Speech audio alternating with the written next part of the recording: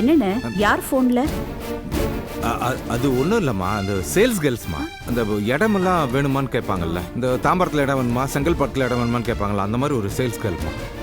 ரொம்ப கோவமா பேசிட்டு இருந்தீங்க போல இருக்கு. அது இடம் வேண்டான்னு சொன்னா விடணும்ல. சும்மா திரும்ப திரும்ப அங்கே இடம் இருக்கு, பஸ் ஸ்டாண்ட் பக்கத்தில் இருக்கு, ஏர்போர்ட் பக்கத்தில் இருக்குன்னு திரும்ப திரும்ப சொல்லிட்டு இருந்த எரிச்சல் வரும்ல, அதான் கொஞ்சம் திட்டி விட்டேன். என்ன நீங்க? அந்த பொண்ணுங்கெல்லாம் யாரு? பாவம், 5000 10,000 ரூபாய்க்காக வேலை செய்யறவங்க. அதுவும் காலையிலேருந்து நைட்டு வரைக்கும் விடாம போன் பேசிக்கிட்டே இருப்பாங்க. எவனோ ஒருத்தன் ஏதோ ஒண்ணு சொல்றான், அதை அப்படியே நம்ம கிட்ட ஒப்பிக்கிறாங்க. பாவம் இல்லைன்னு மனசு வருத்தப்படுவாங்கல்ல. பொன்னி, நீ முதல்ல இந்த எல்லார் மேலும் இறக்கப்படுறதுல கொஞ்சம் நிறுத்திக்கிறியா? நீ நினைக்கிற மாதிரி எல்லாரும் நல்லவங்களும் கிடையாது, எல்லாரும் பாவமும் கிடையாது. நீ எப்பவும் எல்லார் மேலும் இறக்கப்பட்டு ஏதாவது பிரச்சனை இழுத்துட்டு வந்துடாத. என்னன்னு ஆச்சு? என்ன இவ்வளவு கோவமா பேசிட்டு இருக்கீங்க? இல்ல, அதெல்லாம் ஒண்ணும் இல்லம்மா. சும்மா பொதுவா தான் சொன்னேன். இந்த பார் பொன்னி, இது நம்ம வீடு. நீ நம்ம குடும்பத்தை மட்டும் பார்த்தா போதும். மற்றவங்கெல்லாம் எப்படி இருக்காங்க என்ன எது நீ கவலைப்பட்டுட்டு இருக்காத. அது தேவையில்லாத பிரச்சனை இழுத்துட்டு வந்துடும். சரி, அதை விடுமா. பூஜையெல்லாம் எப்படி நடந்தது? புத்துக்கு பால் ஊத்திட்டியா? பூஜையெல்லாம் நல்லபடியா நடந்தது. புத்துக்கும் பால் ஊத்தியாச்சு. நீங்க சொன்ன மாதிரிதான் பாம்பை பார்த்து பயந்துட்டீங்க. அது பாட்டுக்கு அது வழியில போயிட்டு இருக்கோம், நாம பாட்டுக்கு போக வேண்டியதான். அதை நாம சீண்டுனாதான் அது நம்மள சீண்டும். ராணி அக்கா சொன்ன மாதிரி அதுவும் ஒரு ஜீவன் தானே. அது ஜீவன் தாமா, ஆனா அதுக்குள்ள விஷம் இருக்குல்ல, அது கடிச்சா நம்ம செத்துருவோம். பாம்பை பிடிச்சா ஒரு சாக்குல போட்டு தூரமா விடுங்கன்னு அன்னைக்கே ராணிமா சொன்னாங்கல்ல. அதை வச்சுக்கிட்டு கூடயே வாழ முடியுமா?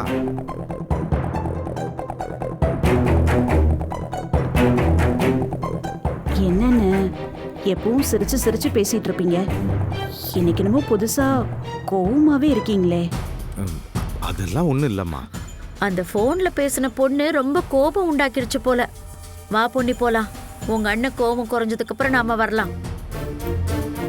சரிங்கண்ணே, போனை கொடுங்க.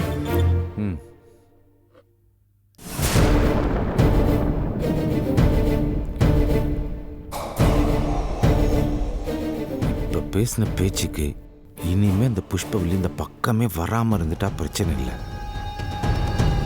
ஒருவேளை மறுபடியும் வந்துட்டானா என்ன பண்றது?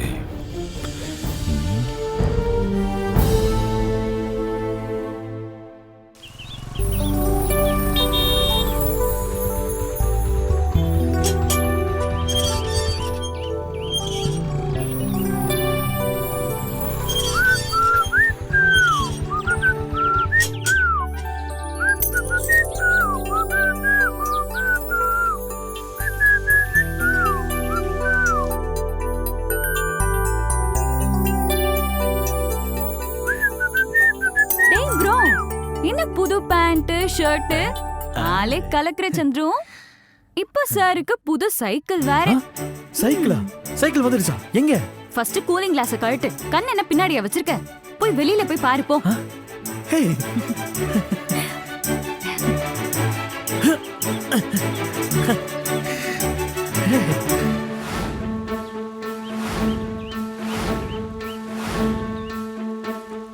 எஸ் எஸ் செல்ல குட்டி, உன்னை பார்க்காம இத்தனை நாள் ஏங்கிட்டு இருந்தேன். என் செல்லம். டேய் ப்ரோ ப்ரோ ப்ரோ, போதும்டா. இது சைக்கிள் தானே, ஏதோ கேர்ள் ஃப்ரெண்டே வந்து நிக்கிற மாதிரி அப்படியே முத்த மழையில நினைச்சிட்டு இருக்க. எனக்கு இவதான் என் சைக்கிள் தான் கேர்ள் ஃப்ரெண்டே. உனக்கு ஒரு விஷயம் தெரியுமா? பேர் கூட வச்சிட்டேன். அடப்பாவே, இதுக்கு பேர் கூட வச்சிருக்கியா? ஆமா, உன் கேர்ள் ஃப்ரெண்ட் பேர் என்ன? அது லக்ஷ்மி. ஓ, அப்ப நீங்க படிக்காதவன்ல வர ரஜினி சார் மாதிரி உங்களை ஃபீல் பண்ணிக்கிறீங்க. Yes yes yes yes. Oh, அப்போ ரஜினி சார் படத்துல வர லக்ஷ்மி கார் மாதிரியா?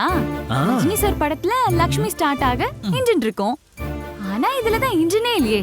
சரியான டப்பா சைக்கிள். ஏய், என் சைக்கிள் மேல கைய வச்சா கைய உடைச்சிரு. போய் சாவி எடுத்து போடா. யார் அங்கே? இந்த டப்பா சைக்கிளின் சாவியை கொண்டு வாருங்கள். மிஸ்டர் சந்திரமௌலி, உங்களோட சாவி இங்கதான் இருக்கு. ஏய் வா வா. புது சைக்கிளுக்கு பப்பப்பரே நல்ல யோகமடா. பப்பப்பரே எப்பவுமே ஒரு பொருள் வீட்டுக்கு புதுசா வந்துச்சுன்னா அந்த வீட்டு பெரிய மனுஷங்க தான் அது எப்படி இருக்குன்னு சரி பாப்பாங்களா. அதனால இத ஒரு வாட்டி 2 ரவுண்ட் போயிட்டு வந்துட்டு உன்கிட்ட குடுக்குறேன். அதுக்கப்புறம் நீங்க ஓட்டிக்கோங்க, ஓகேவா? அந்த வேலையில வேணாம். இந்த சைக்கிளை என்ன தவிர இந்த வீட்ல யாராவது தொட்டீங்க கொன்றுவேன். அப்ப நான் இந்த சாவி யாருக்கும் கிடையாது. நான் ஓட்டாம யாருக்கும் தர மாட்டேன். கொலை பண்ணிடுவேன். குடு. அதெல்லாம் தர முடியாது. குடு. ஏய், ஏய், வாண்டு நில்லு. குடுக்காத. குடு. ஏய், வாளு சொன்னா கேளு, குடுத்துரு. ஒழுங்கா சாவி குடு. இல்ல கொன்றுவேன். அண்ணா, புடிங்க அவள. ஏய். ஓ.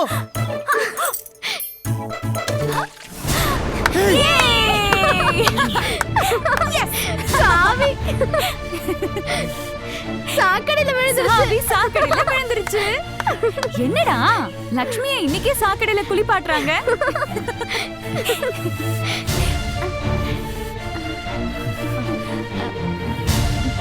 ஏய், நில்லு. ஏண்டி சைக்கிள் சாவி தூக்கியா போடுவேன்? கையில கொடுக்க மாட்டேன். ஏன் நெட்ட புக்கு என்னைய அடிச்சிட்டல? அப்பா வந்தா உன்னை சும்மா விட மாட்டேன். கண்டிப்பா உன்னை மாட்டி விடுற இரு. போடி. இதெல்லாம் ஒரு சைக்கிள். ஏய், அட்டிங். அவளே.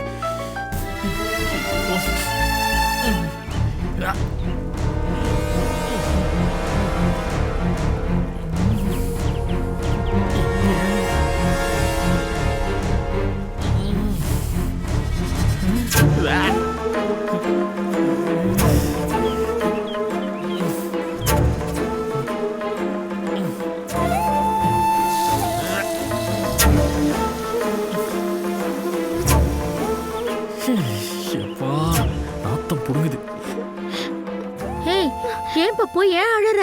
கீழே எதுவும் விழுந்துட்டியாமா? இல்ல அத்தை, அந்த சந்திர தான் அடிச்சிட்டான். என்னது? புள்ளைய கை நீட்டி அடிச்சானா? இரு வர. நீரு நல்ல மாட்டடி. சரவணனே, கேட்டு தரங்க. டேய் சந்திரு, ஏன்டா குழந்தை அடிச்ச? அதுவே பாவம் மூக்குல அடிபட்டு வந்திருக்கு. சும்மா அண்ணனும் தம்பியும் அந்த புள்ளைய லொட்டுன்னு அடிச்சுக்கிட்டே இருக்கீங்க. ஆமாத்த, எப்ப பார்த்தாலும் என்னையா வந்து சொல்லுங்க. அது என்ன படிச்சு தெரியுமா உங்களுக்கு? அது பண்ண காரியத்துக்கு கொஞ்சம் செய்ய முடியும். டேய், நீ பெரிய பிள்ளடா. உன் கைப்பட்டா அந்த பச்சை புள்ள உடம்பு தாங்குமா? மாட்னியா? நீங்க தான் அந்த மாதிரி சொல்லிக்கணும். ஆனா அவ அடிக்கிற அடி ஒவ்வொன்னும் எப்படி சுளுன்னு வலிக்குது தெரியுமா? எங்க அப்பா புள்ளைய பேக்க சொன்னா அரிசி மூட்டையை பத்தி வச்சிருக்காரு. போங்க.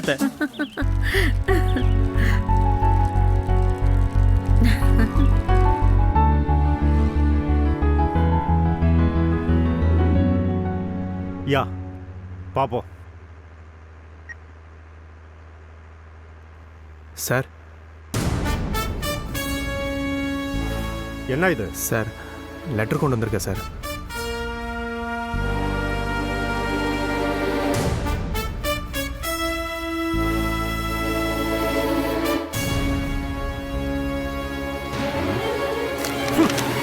What is this? விளக்கம் கொடுத்து கேட்டா தப்பா ப்ரிப்பேர் பண்ணிருக்கா? என்ன இதெல்லாம்? கம்பெனில உங்களுக்கு விளையாட்டாய் போச்சா? சேர்மனுக்கு தெரிஞ்சவங்கன்னா சும்மா பேருக்கு ஏதாவது எழுதி கொடுப்பியா? இது சேர்மன் காட்டினா என்ன ஆக போகுதுன்னு தெரியுமா உனக்கு? நேத்து என்ன சொன்னாரு சார்? நீயும் கேட்டுட்டு தானே இருந்த. யாரானாலும் வேலையில் சின்சியர் இல்லைன்னா தூக்கிட்டு சொன்னார்ல, கேட்டதானே? ஆமா சார். அதுக்கப்புறம் நீ இப்படி ஒரு தப்பான விளக்கத்தை எழுதி கொடுத்தா உங்களை என்ன பண்ணணும்னு சொல்லு. சேர்மன் இந்த லெட்டரை படிச்சாருன்னா உங்களை ஷீட்டு கீழ்ச்சி அப்படி அனுப்பிடுவாரு.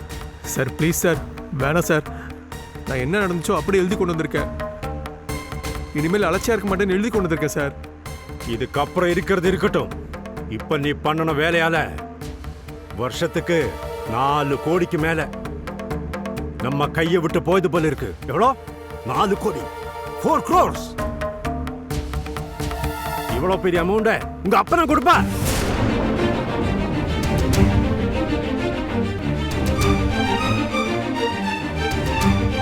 சார், நான் தான் தப்பு பண்ணிருக்கேன்னா என்ன திட்டுங்க, பொறுத்துக்கிறேன். தேவையில்லாம எங்க அப்பா இழுக்காதீங்க, நல்லா இல்ல.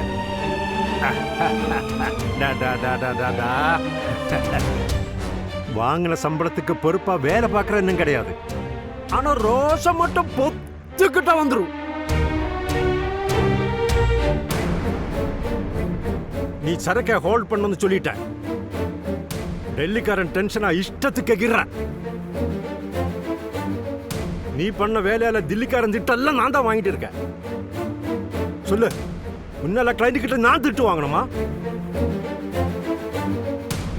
ஆனா அக்கௌண்டன்ட் உனக்கு நான் பேசுறதுனால பொறுத்துக்க முடியல, அப்படித்தானே? என்ன செந்தில், நான் கேட்கறதுக்கு பதில் சொல்ல மாட்டியா? அந்த அளவுக்கு உனக்கு ஈகோ ஏறி போச்சா? சாரி சார், அப்படிலாம் எதுவுமே எனக்கு இல்லை சார். நடந்ததெல்லாம் பார்த்தா யாரோ ஏதோ பிளான் பண்ண மாதிரி இருக்கு.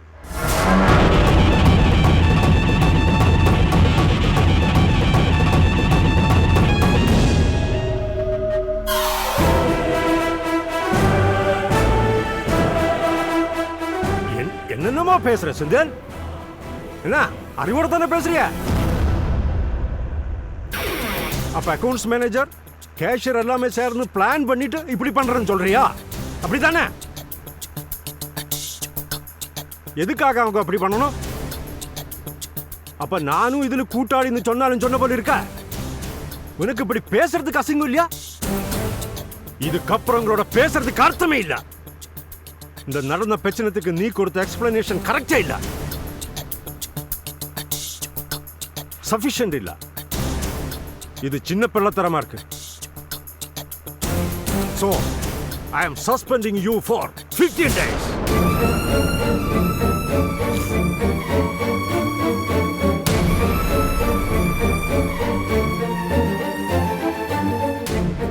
ஆர்டர் டைப் ஆகி வரும். சைன் பண்ணி வாங்கிட்டு கிளம்ப. 15 days முடிஞ்சு வரும்போது மற்றவங்களை இப்படி குறை சொல்லாம நம்ம சின்சியரா ஒர்க் பண்ணுங்கிற மைண்ட் செட்டோட வா. அதான் உனக்கும் நல்லது, கம்பெனிக்கும் நல்லது. சார் கொஞ்சம் கன்சிடர் பண்ணுங்க சார். கன்சிடரா? இந்த ஃபேக்டரியில மொத்தம் பேர்ல யார கன்சிடர் பண்ணியாலும், ஆனா உன்னை மட்டும் கன்சிடர் பண்ண மாட்டேன். அவுட். ஐ சே கெட் அவுட்.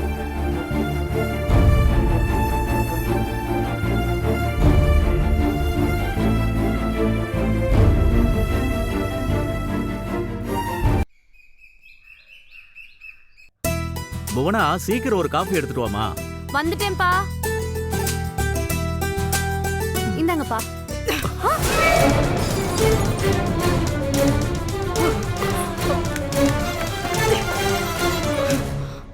என்னாச்சு புஷ்பா, ஏன் இவ்வளவு டென்ஷனா இருக்க? என்னாச்சு? கழுத்தை புடிச்சு வெளியே தலை சொல்றான் கேடுகிட்டவன். என்ன பார்த்து மரியாதை இல்லாம பேசுறான் அந்த பொறுக்கி ராஸ்கல். அவன் என்ன பார்த்து கைய நீட்டி நீட்டி பேசுறான். நான் யாருன்னு தெரியுமா அவனுக்கு? மும்பைலயும் சென்னையிலயும் நாம கன்ஸ்ட்ரக்ஷன் பிசினஸ்ல என்ன மாதிரி எல்லாம் வாழ்ந்திருப்போம். 1000 பேர் நம்ம கிட்ட வேலை பார்த்திருப்பாங்க. டெய்லி 100-200 செக் லீஃப்ல கையெழுத்து போட்டு போட்டு கொடுத்திருக்கேன். Bloody rascal. அவன் ஒரு இடத்துல செல்வாக்கோட இருந்திருக்கானா, நான் பல இடத்துல செல்வாக்கோட வாழ்ந்திருக்கேன். என்ன கழுத்தை பிடிச்சு வெளியே தள்ள சொல்றான் அந்த ராஸ்கல்? என்ன சொல்ற நீ? யார் உன்னை கழுத்தை பிடிச்சு வெளியே தள்ள சொன்னது? ஆமா, சொன்னா மட்டும் அப்படியே அவன் கழுத்தை வெட்டி தள்ளிட்டு வந்துருவீங்க போல. போயா. என்ன புஷ்பா இது?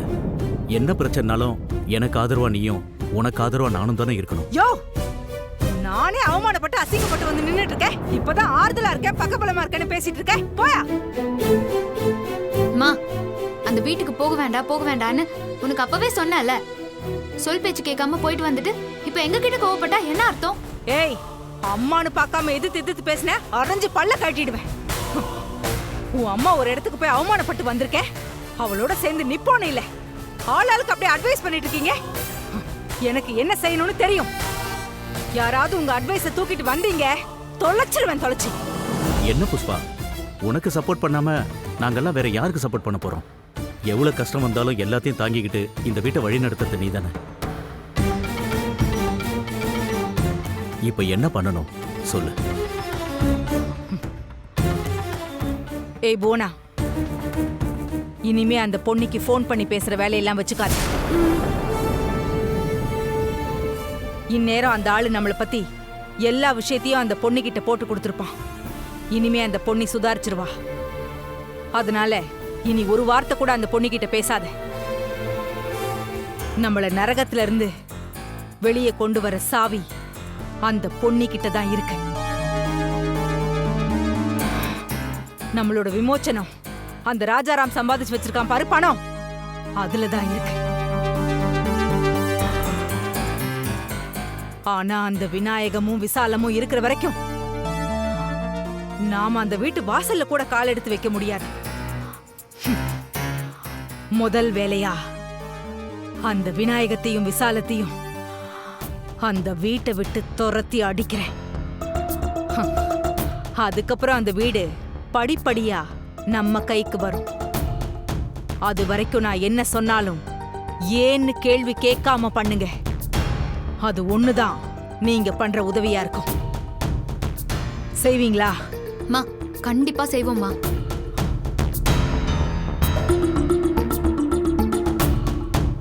ஏய் நீ சரிம்மா.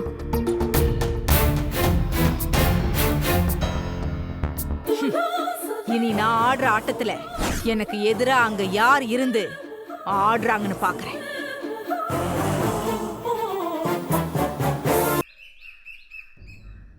என்னடா சைக்கிள் நல்லா இருக்கா? உனக்கு பிடிச்சிருக்கா? அம்மா சூப்பரா இருக்குமா. நான் சைக்கிளை ஓட்டிக்கிட்டு ரோட்ல போறேன், அப்படியே ஃப்ளைட்ல பறக்கிற மாதிரி இருக்குமா. என்னடா சொல்ற? அதுக்கு எதுக்குடா அந்த மாதிரி சைக்கிள் வாங்கின? பறக்குது கிறக்குதுங்கிற சின்ன சைக்கிளா வாங்கி இருக்க கூடாது?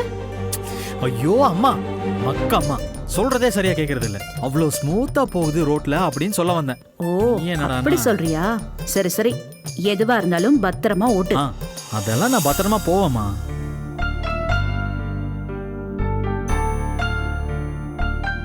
கவலையே படாத. டேய் சூர்யா, என்னடா இது அதிசயமா இருக்கு. சென்னையில மழை தான் வரும் போல இருக்கு. இவ்வளவு சீக்கிரமா வீட்டுக்கு வந்திருக்க? ஏமா நான் லேட்டா வந்தாலும் ஏன் லேட்டா வந்தேன்னு கேக்குற? நான் சீக்கிரம் வந்தாலும் ஏன் சீக்கிரமா வந்துட்டு மழை பெய்ய போகுதுன்னு சொல்ற? இல்லடா, எப்பவுமே ஒரு 9:30 தான் வருவ. இன்னைக்கு என்னமோ அதிசயமா சீக்கிரமா வந்திருக்க, அதுக்காக தான் கேட்டேன். வேற ஒண்ணும் இல்ல. இல்லம்மா, நாளை காலைல ஆஃபீஸ் விஷயமா பெங்களூர் வரைக்கும் போக வேண்டியது இருக்கு. அதனால தான் சீக்கிரமா கிளம்பி வந்துட்டேன். அப்புறமா நான் வரத்துக்கு 1 வாரம் ஆகும்னு நினைக்கிறேன். ஸோ அதுக்கு தேவையான ட்ரெஸ் எல்லாம் நைட்டுக்குள்ளே பேக் பண்ணி வச்சிடுறீங்களா? ஓ, சாருக்கு அது கூட எடுத்து வைக்க தெரியாதா? அதுக்கு கூட வேலைக்கு ஆள் வேணும். டேய், நான் ஒன்று உன்னை கேட்கல, நீ வாயை மூடு. உன்னை மாதிரி வெட்டி ஆஃபீஸராக ஊரை சுற்றிட்டு வரல நான். செலவுக்கு காசு கொடுன்னு அப்பா கிட்ட கேட்கறதுக்கு நீ அம்மாவை ஐஸ் வச்சுட்டு தெரியுது, புரியாதா? இங்கே பாரு, எனக்கு தலைக்கு மேலே வேலை இருக்கு. இப்போ நேராக போய் லேப்டாப்பை ஓப்பன் பண்ணா மூடி வைக்கிறதுக்கு நைட்டு 1 ஆகுமா 2 ஆகுமான்னு எனக்கு தெரியாது. அப்போ அந்த வேலையோட சேர்த்து இதையும் செய்ய வேண்டியதானே?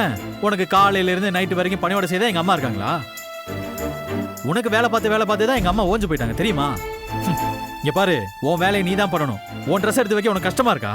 பெருசா வேலை பார்க்குறானம்மா. உன்னை விட அதிகமாக வேலை பார்க்கறது அம்மா தான். டேய், என்னடா அம்மா தயவுல ஸ்போர்ட்ஸ் சைக்கிள் வாங்கிட்டேன்னு அம்மா மேல பாசம் பொங்கி விழியுதோ? டேய், உன்னை விட எங்க அம்மா மேல எனக்கு எப்பவும் பாசம் ஜாஸ்தி தான். மா, வந்ததும் வராம இவன் கூட வாக்குவாதம் பண்ண வேண்டியதா இருக்குமா? இரு. டேய், ஏண்டா ஏன் அவனை படுத்தி எடுக்கிற? அவனே பாவம், இன்னைக்கு ஒரு நாள் சீக்கிரம் வந்திருக்கான். அவனை கொஞ்சம் நிம்மதியா இருக்க விட. சும்மா வம்பு கிழத்துக்கிட்டே இருக்க. சூர்யா, அவன் கிடக்குறான் விடு. நீ போய் முதல்ல ரெஃப்ரெஷ் பண்ணிட்டு வா. நான் உனக்கு சாப்பாடு எடுத்து வைக்கிறேன், முதல்ல சாப்பிடு. சூர்யா, உன்கிட்ட ஒரு முக்கியமான விஷயம் பேசணும்.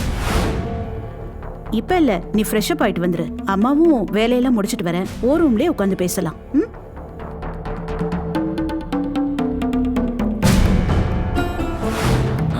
என்னம்மா, ஏதாவது முக்கியமான விஷயமா? முக்கியமான விஷயம்தான். டேய், என்ன பார்த்து முறைக்கிற? நான் ஒண்ணு சொல்ல. அம்மா, நீயே கரெக்டா என்னன்னு கேட்டுக்க. போடா. அம்மா, என்னம்மா முக்கியமான விஷயம்? எனக்கும் சொல்லுங்க, போர் அடிக்குது. அடி வாங்க போற. உன் வேலை என்னவோ அதை மட்டும் பாரு, சரியா? போ. நீ போ. மா, சரிம்மா, நான் போய் ரெஃப்ரெஷ் ஆயிட்டு வரேன். நீங்க ரூமுக்கு வாங்க. சரி, நீ போ. ஏய், போடி. விஷயமா இருக்கும்? ம்?